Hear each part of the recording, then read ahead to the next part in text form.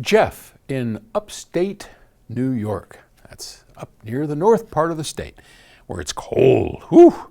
He says, can you share your thoughts on the demise of the Rocky Mountain Audio Fest? Thanks. Yeah, that's sad. Marjorie and Marcy, who basically ran that program along with the Colorado Audio Society. Lots of our friends here in Colorado are part of the Colorado Audio Society, and it was always very much a part and started out that way from Al as a local show that really was great. It was my favorite show of all of them, and it's not just because it's a home show, but because it had a lot of heart, because the Audio Society provided all the volunteer labor, because people cared and they wanted to have a good show. And Marjorie, boy, you know, hats off to her.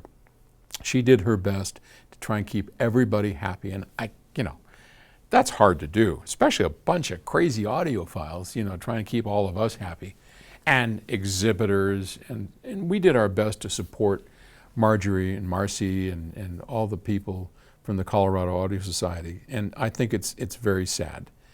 I had the opposite experience at Expona, and I've talked about that openly. I wasn't, when COVID hit, they were not able to refund the money that all of us put up where Marjorie did.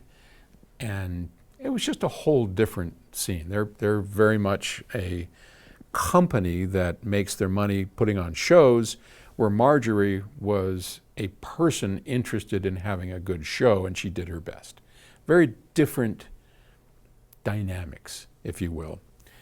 And with respect to the Rocky Mountain Audio Fest, I do hope that somebody picks up the ball and runs with it, because it'd be nice to have it back.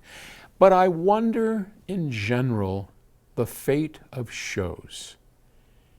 I was listening to something on the radio the other day about the pandemic turning into an endemic, or is that the right word? Not endemic. It's oh gosh, I can't think of it right now.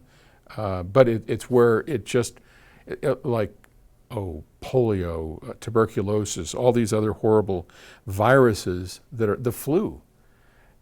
COVID is not a flu. COVID is a coronavirus, more like a cold. But the flu is with us and will be with us for ever. It's just the way it is.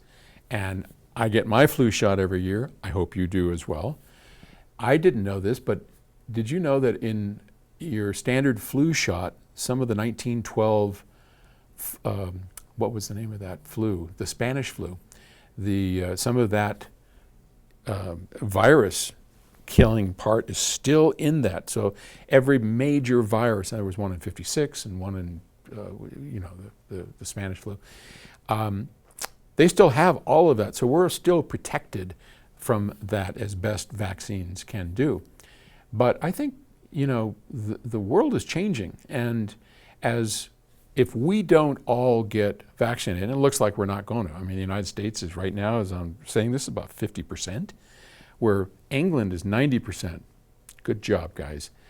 But in this country, I'm not sure we're ever going to get to where we need to be, which is about 90% vaccinated in order to really be done with this. And so if that's not going to happen, and it looks like it's not, then I wonder whether we'll ever be comfortable having large gatherings of people.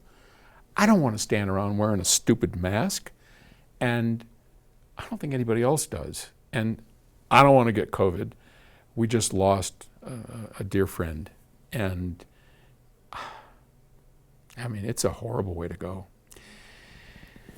And I'm not getting into this whole political stuff, and you can think whatever you think, but the fact is, without this country getting its act together in terms of getting and keeping everybody safe, I don't know that there's ever going to be a show that I'll ever be comfortable going to. And that means that likely others, well, I know most of my fellow manufacturers feel exactly the same way I do, and they're not going to risk their staffs and themselves to getting, some awful disease just to be able to show off hi-fi equipment. So it may be the last of any of the shows. I don't know.